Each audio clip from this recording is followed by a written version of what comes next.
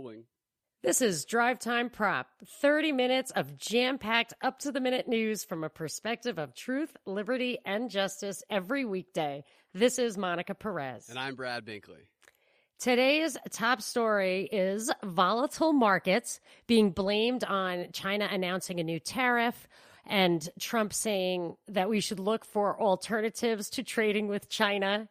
The big distraction, I think, the big back and forth drama was when George Conway tweeted or made the comment that Trump should be checked into Walter Reed Hospital and his fitness be examined by Congress for saying that. And it just rang a bell because, Binkley, you were telling me George Conway is notorious for tweeting this stuff. He's Kellyanne Conway's husband.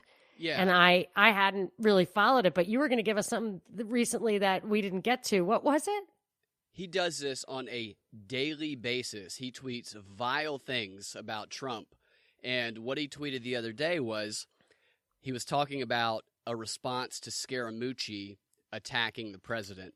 And he said, "I love how these people who work for a rapist have no," I don't know if he misspelled communication or is compuncti. Compunction, which means, aversion to. Aversion hesitation. To. Okay. About making accusations of abuse by someone who criticizes the rapist.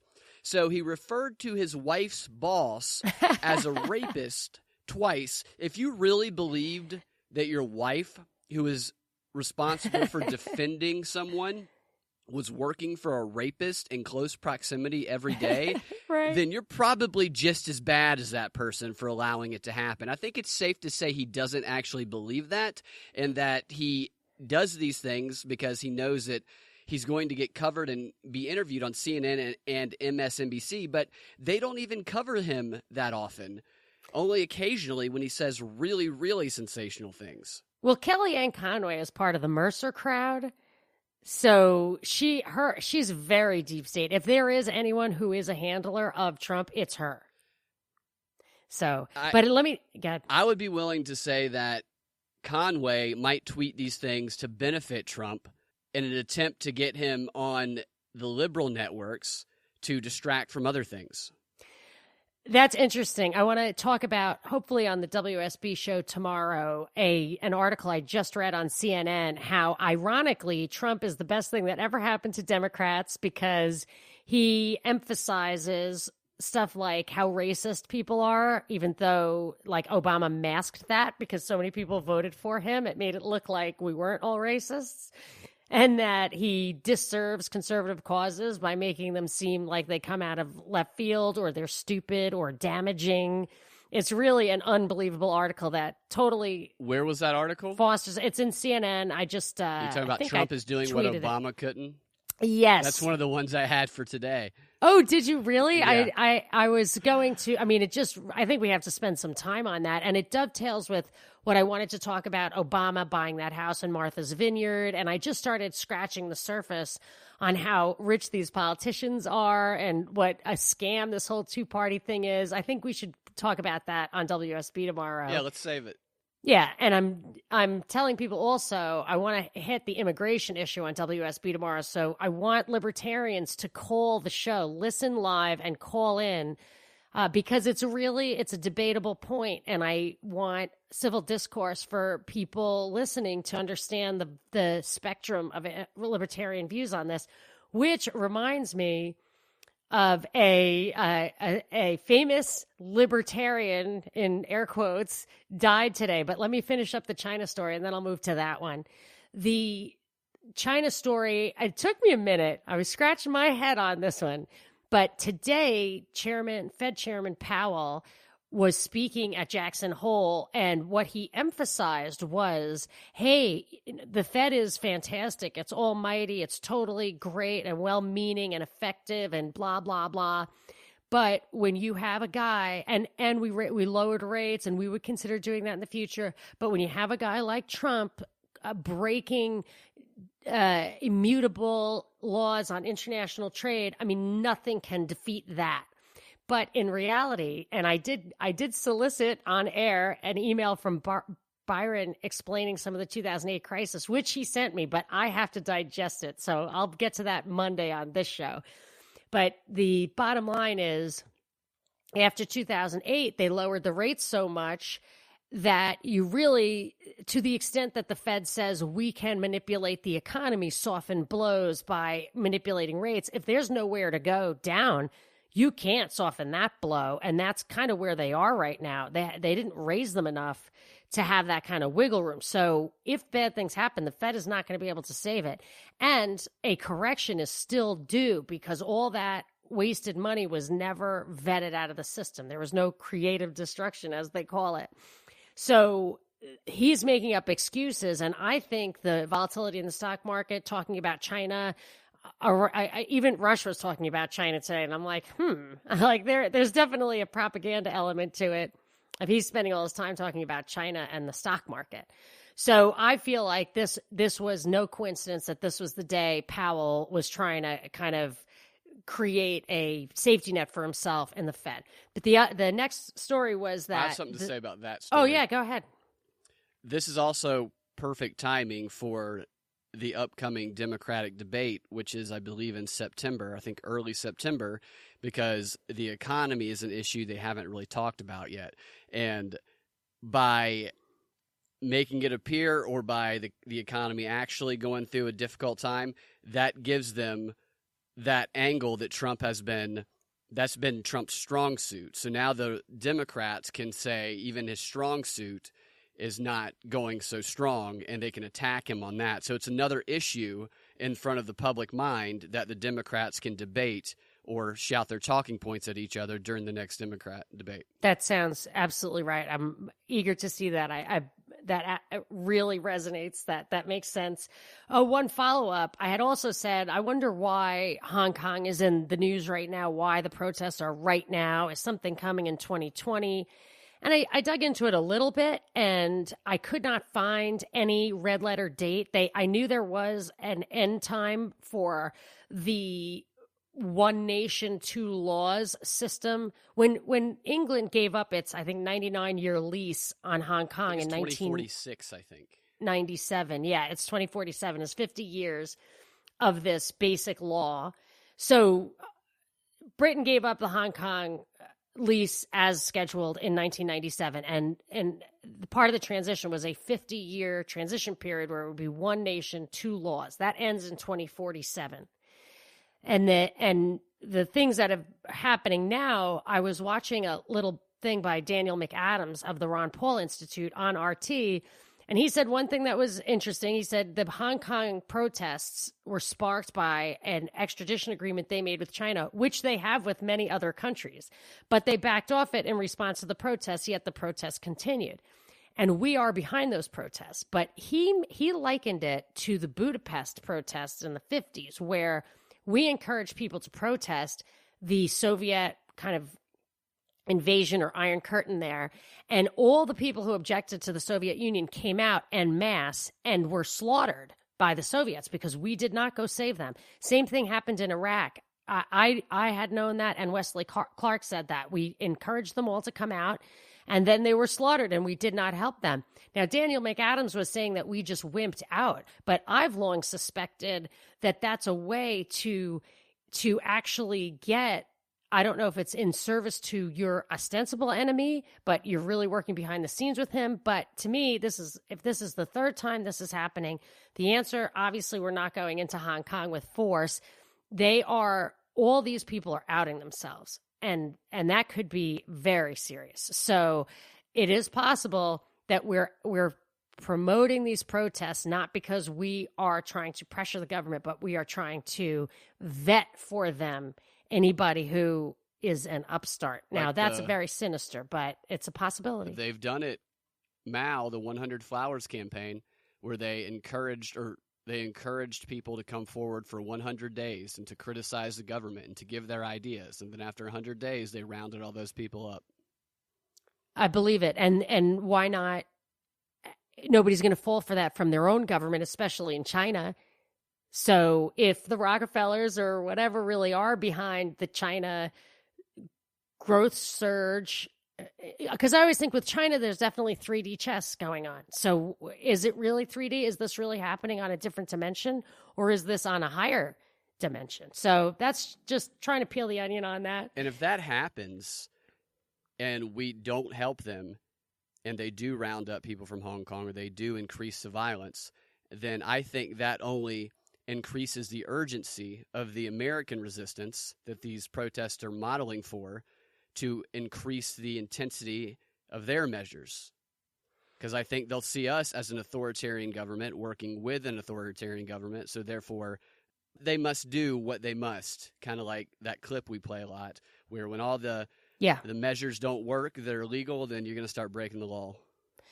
Well, who knows how far China will go to stop that from happening. We can't, and we never do. We don't want to. But like in Singapore, I've said this, like if you want to stop drugs, you have to do what Singapore does. People aren't going to stop getting outsized profits from black markets they don't think are inherently wrong. You've got to kill them for it. So it just depends on how far the government's willing to go. Does that, anyway? Yes, that makes sense. Does that answer the question? Relevant. So I just wanted to point out another big story, news that David Koch died, the famous, they call him libertarian. He sits on the board of Cato and Reason, which I think was, for me, marks the moment that those organizations were basically co-opted by the establishment or the neoconservatives or whatever. And I feel like after that, or as a part of that, libertarianism has been exploited. I call them corporate libertarians. When they show up on Fox, you can't assume that they're going to fall on their swords against unjust wars or anything like that. But I noticed they exploit libertarians for, one thing is open borders. So they'll say, we're not going to give libertarians or anarcho-capitalists or anybody anything they want at all, except open borders. So when you have a welfare state, when you have a country that bombs other countries, that destroys them politically and economically, and you create these massive migrations of refugees and terrorists and just economic refugees, and then you say, oh, libertarians, here, you wanted open borders. And then it serves their purposes as these globalist corporations. I think it's a trap. It even went so far, I read in Reason magazine, where they were advocating for a ban in Congress against GMO labeling. Like, you could not voluntarily label GMO. And the argument was it's bad for business. Libertarians are not pro-business legislation advocates. They're libertarians. We want liberty, individual liberty and personal responsibility on all issues at all times. So I think that this is all, he has controlled us, the opposition. And anyway, he's partnered with Soros, but that's big news that he's dead. I guess that he's one of the richest people in the world, so I guess that makes his brother, I don't know who got the money, but he's worth, I think, $50 billion. And then that leads into another libertarian, in air quotes, in the news, but I'll give you a turn.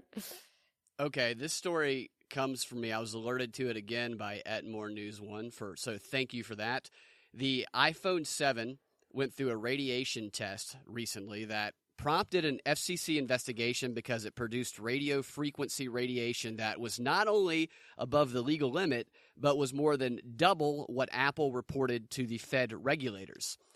Now, this story is interesting to me for a couple of reasons.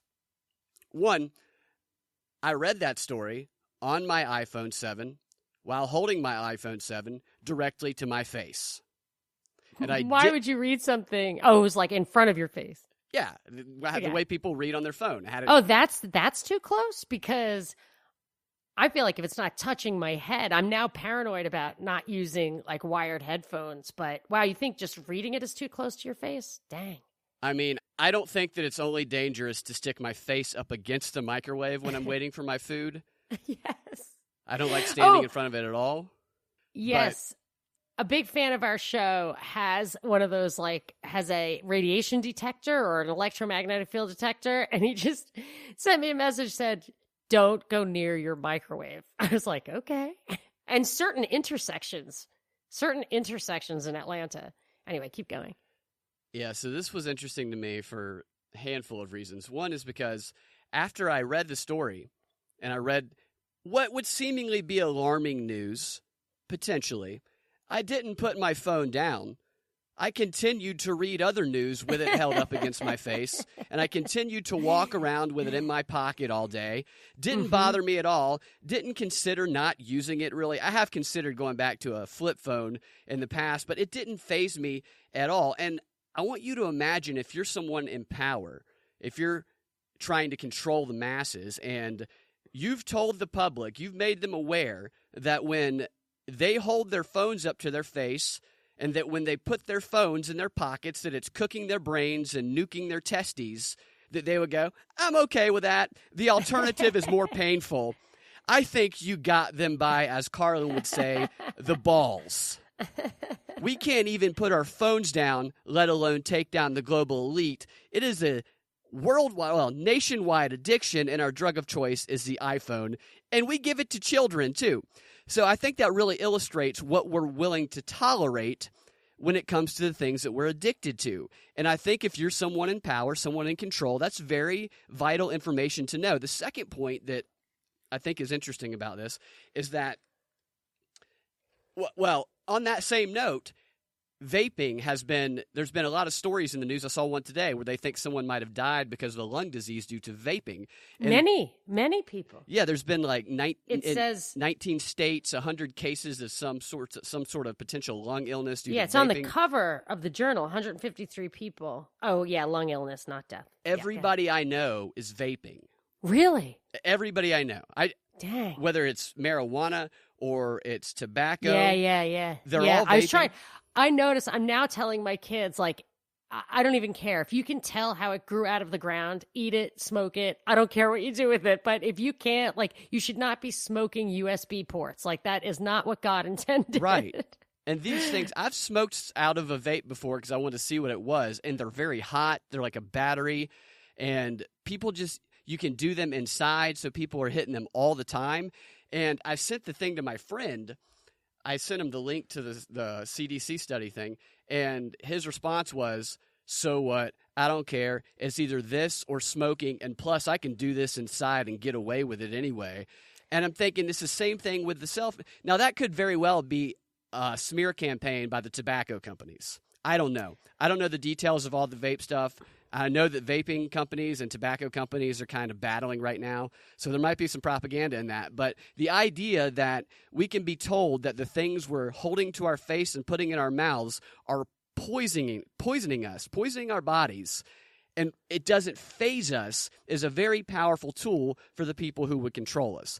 Now, go ahead. God. I just wanted to say that the ads for the vaping and the ads against the vaping, you can't tell the difference. I was laughing with my daughter because the vaping ad said, tastes like candy, smokes like nicotine. Oh my gosh. And it was like the chick looked unhappy, but it was all like it had flowers and rainbows or something brightly colored around it. And I was like, do you think that that's a pro or anti-ad? And she looked and she was like, oh my gosh, it's an anti-ad. But like, what kind of candy does it taste like? And I was like, ugh. That's interesting that you say the chick looked unhappy. I was thinking about that with our cell phones. It's not even a euphoric addiction. You know, people do heroin, they do other drugs. Yes. They have that euphoria. That's what my husband told me about smoking. He's like, Monica, why do you do that? It doesn't even get you high. Yeah. And I quit. I quit after that. It's the same thing with the phones. You're like, oh my gosh, this is torture. I don't want to be it dings and dongs it's creating all the time. A need. It's just like with smoking, it creates a need you have to fill. It's just creates a necessity without actually delivering the joy part. Absolutely. And the second point about the phone story is that it sounds a lot like that story out of Brussels where they did the pilot where they tested the 5G radiation and the radiation was too high for their levels, so they decided not to do the pilot that they were going to do after doing the test. And that makes me think that this could be part of a conditioning process, where if we talk about how the phones have high radiation levels for a long enough period of time, then once we get to the full rollout of 5G and somebody raises their hand and says, but wait a minute, aren't the radiation levels of 5G much higher than 4G, and aren't they potentially dangerous? They can just say, yeah, But so is the radiation level of that phone you hold to your face all the time. Mm-hmm. And that growth on your head is very charming. It'll be fine. Don't worry about it. So that's why that story really stuck out to me. And I have the iPhone 7, as I said. Their slogan might as well be half the battery life, twice the radiation, because it's the worst phone I've ever had. I was out with two friends who I hadn't seen in a while, and they were both horrified. We were actually on a trip. They were both horrified that I slept with my phone next to my bed and didn't put it in airplane mode. I had never even heard that. So I looked it up, and there were articles about it in 2012 and 2013. And I have noticed every single time I've tried to look up something bad about the iPhone, I can't find anything that comes out, basically, or the bulk of the discussion and the journalism kind of ends in 2014, and they just don't address these issues anymore. But it did say that there was some evidence or valid suspicion that required more research on the fact that you should turn that transceiver off, or is it called a transponder? I think it's called transceiver off by just hitting airplane mode when you're going to bed. And so now I make my kids do that. Interesting. Good tip. So I just wanted to say about Patrick Byrne.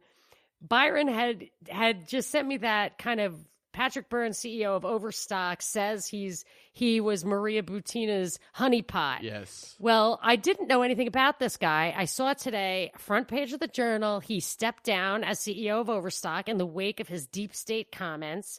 And he had said all this. He has such he's like deep state. He's not the deep state they're trying to tell you he is. He's like for real. Double deep state. Yeah. His father worked for Warren Buffett running Geico. And then he was in kind of rose up. I think he was in finance, although he has all this Chinese stuff. He can speak Chinese, and he's a black belt and this kind of thing.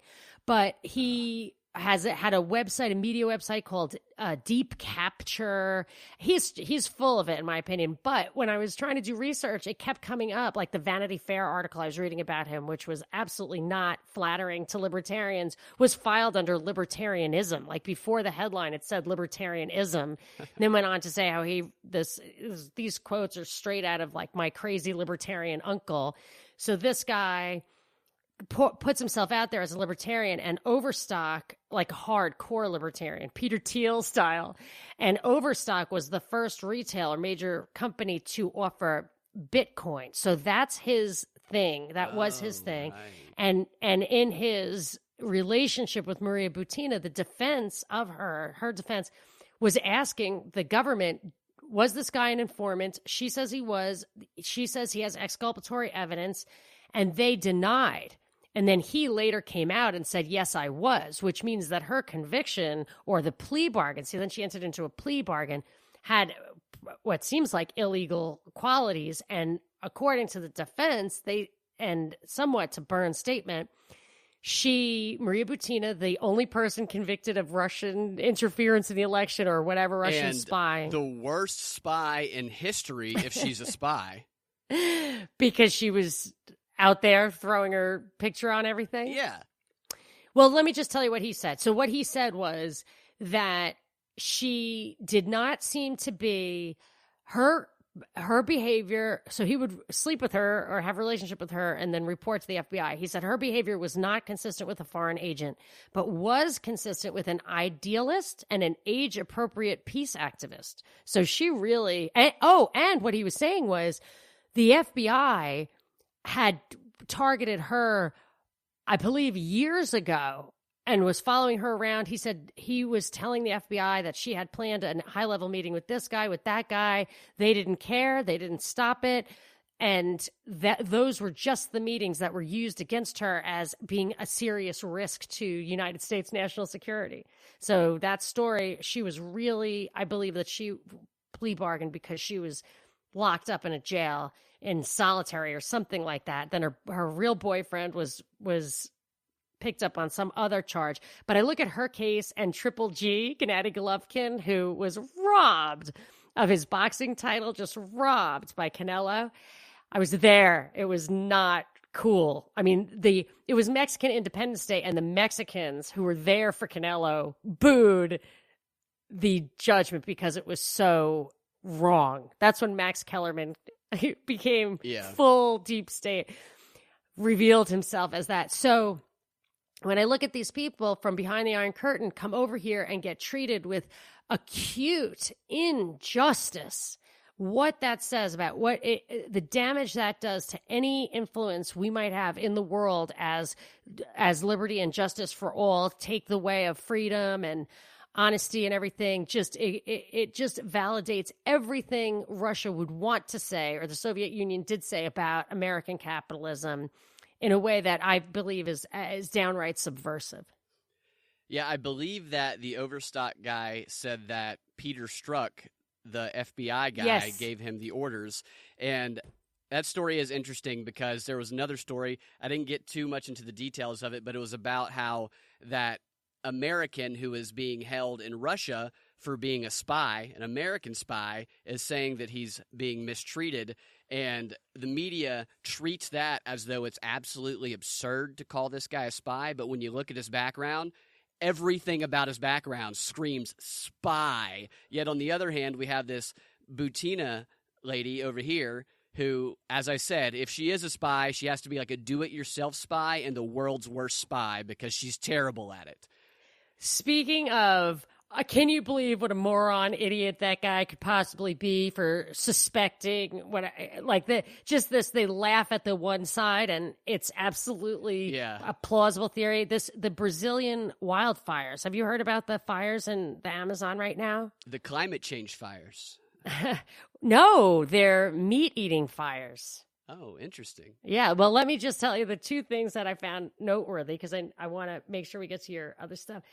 The head of Brazil, he said, his President Bolsonaro, can't read my own writing, said that he stopped giving NGOs funding because they were there to create problems. And he thinks they may have retaliated by starting these fires. So people are just like laughing their heads off. What a conspiracy theorist. When, of course, that's totally possible. And he said that their farmers clear the land by burning it because it's just stuff grows so fast. So he said that the number of fires is being misrepresented as being out of control wildfires, but they're not wildfires. It's just the season to do that. So two things there. One is I forget, I think it may be a CNN. The Amazon is burning because we eat too much meat. So they're saying the ranchers are burning it down to grow cows. 40% of whose meat goes to Hong Kong and China, and it literally says at the end something like the answer, stop eating meat. When of course it's in Hong Kong and that's like not the right answer. You're not going to get the demand for meat down to where it's not prosperous for these guys to burn it down. But the thing about the wildfires, also on the same page, front page of the Journal, was that PG&E may be facing, some of their people may be facing criminal charges in the deadliest wildfire in California history because one of its wires caused the fire. And it only just came out today that an unusual inspection of that region of the wiring was conducted just weeks before the fire broke out. So if they're looking at criminal, is it criminal negligence or is it criminal did they I don't think they started that fire on purpose. However, it's a highly regulated entity. They were there doing something out of the ordinary that they did not report during the course of the investigation, and they may be facing criminal charges. So for this guy to suggest that somebody would start a wildfire on purpose, I would say he could just read the Journal today, and that would be a rational speculation given what he knows about the politics that he's been dealing with those groups down there. Yeah, but climate change. And meat. And meat is a climate change thing. And if you think of veganism, I'm telling you, it's like my son's wisdom. He didn't realize it. If God didn't want us to eat animals, why did he make them out of food? I know that sounds rude, but if you really think about it, we eat them because we can.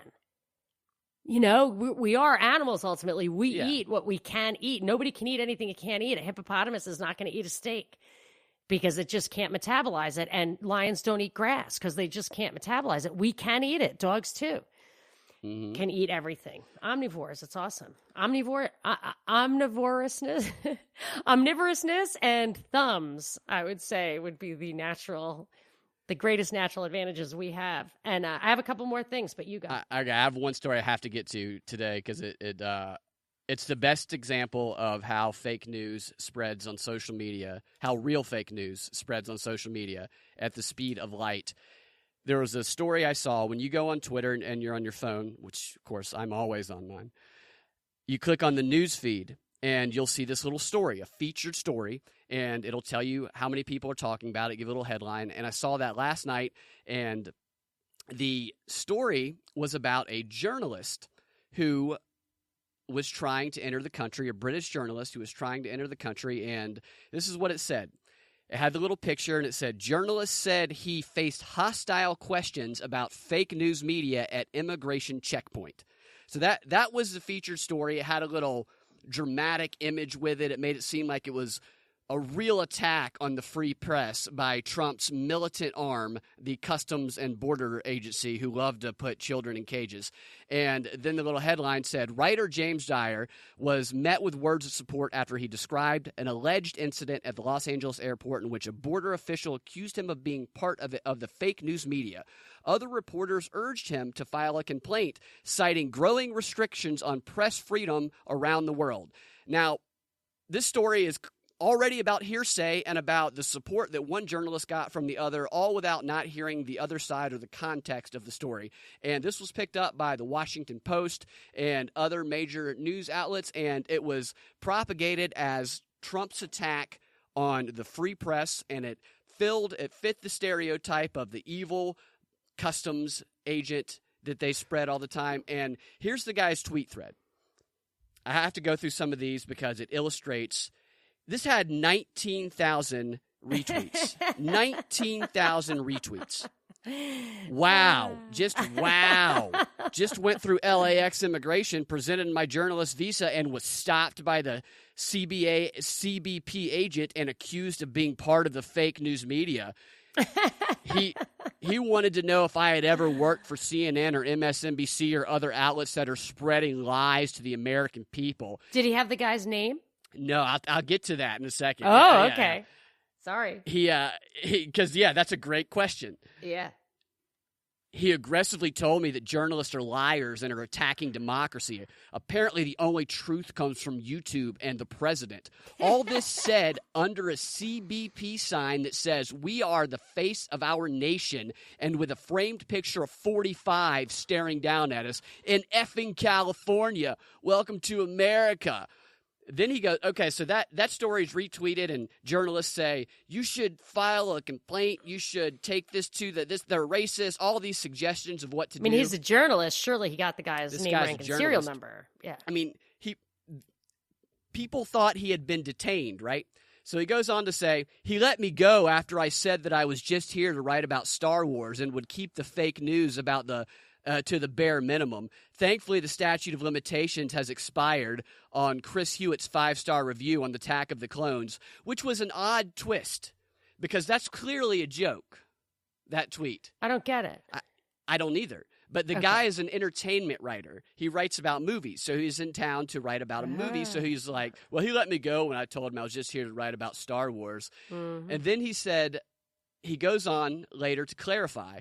To clarify, for those kindly saying I was illegally detained, I wasn't detained or taken into a room. This all happened at the visa passport fingerprint check and only lasted a couple of minutes. He made no attempt to physically detain me beyond the questions and lecture. So clearly this has become a thing now. My mentions have melted down. And then he goes on to say, no, I wasn't mistreated or detained in any way. Questions at customs are to be expected while fingerprinting. It was just a fake news diatribe. While fingerprinting? Was inappropriate. Yeah, I guess when you come into the country, he was coming in from another country. And then someone asked if there was a complaint. Yeah. And he said, no, I didn't get his name or make a complaint. As I said, he didn't mistreat me. So while I despair that an official made these comments that these are troubling views have clearly been so normalized, I didn't take it any further. I just moaned and groaned about it. And then later on, so that tweet thread, he already minimized it after causing an outrage. he later on tweets on a new thread. He starts a new thread, which got like no retweet, had like 9 retweets versus the 19,000 this one had. He tweeted, "That feeling when you tweet about an unsettling experience at customs largely to make a joke about Chris Hewitt's AOTC review and your mentions turn into Chernobyl." So he was making a joke. And when you look at the guy's Twitter feed, he hates Trump. Yeah. Well, I don't know who that guy is who he's talking about. I don't know. It was another No, but you're saying that that didn't even happen? It did not happen the way he dramatized it. And Right. when you look into the guy's background... Well, my guess is it didn't happen, but is he saying it didn't happen? Either. Yeah. He's saying that it was an unsettling experience, but he admitted that he was saying this stuff just to make a joke at somebody else's expense. But he did say this. Well, it sounds to me, there were 2 threads. The first one said, it wasn't that bad. And the second one sounds like the whole thing was made up. Yes, exactly. Okay. And the first one got 19,000 retweets. Right, and the second one got 9. One had 0 retweets, 9 comments. 0 retweets. That's not even believable. And here's what he said. People would retweet it to correct the record. Well, they don't. Somebody would. That's why he started it on a new chain. Yeah. I went down on his Twitter feed. I kept reading it to find this one. And so the Washington Post reached out to him, and he gave them a comment. And my question was, how did this even come up? How did the fake news how did they know you were a journalist or a writer at all? And come to find out, he admitted that when he goes to the Border Patrol, he brings up questions about what they do. So he provokes them, and I realized he was bird dogging. And this is what social media allows these activists to do. Oh, by the way, the very last tweet of that thread, of the original thread, said, "While you're here, subscribe to my podcast." He was advertising his podcast at the very bottom of it, and he was bird dogging to get the attention to it. It enables them to go set up these situations where they ask these questions. So you're a Border Patrol agent. How do you feel about putting children in cages? It implants this meme, this ready-made meme that people can, if that particular one caught on, I've heard stuff like this where you'll then be watching CNN or something and it'll say, and we all know when the journalist was interrogated at the border, that's a First Amendment violation. Right. And everyone will be like, yeah, snap, snap, snap, snap. And that's the story in the Washington Post, is that this is another example of Trump's attack on the free press. And this guy was probably asking the type of questions that they ask at the town halls. You must really like keeping children in cages at the border at concentration camps. And the Border Patrol agent said, "What are you, fake news?" Yes, he might have probably said, "What do you work for, CNN or something?" Yes, exactly. And yet all these people, because it validates that feeling to hate Trump, to believe that he is attacking the free press, and to believe that Border Patrol agents are evil and racist and hate children, they don't care. It doesn't matter that it's not true. It doesn't matter that the guy did it to get a bunch of attention to his podcast. And it doesn't matter that he didn't file a complaint, and it could probably be proven not to be true. Because there's probably cameras and there's probably witnesses that were there. But none of that matters because it validates what they already believe, and social media enables charlatans and activists and con artists to benefit themselves by setting up a situation where they look like a victim. Social media enables you to be a celebrity victim at any point in time as long as you fit the stereotype that they want to propagate. I hear you. That's all I got on that. I know we ran a little long there, but yes, we did. That story just blew me away when I saw it. Well, I'll save my stuff for Monday. Monday's so often a slow news day, and tune in to WSB tomorrow from 4 to 6 to hear. I want people to call. I want libertarians to call and broaden the conversation. Give us a call, libertarians, and you can find your Drive Time prop every afternoon at 4 p.m. on thepropreport.com or your favorite podcasting platform. We'll talk to you next time.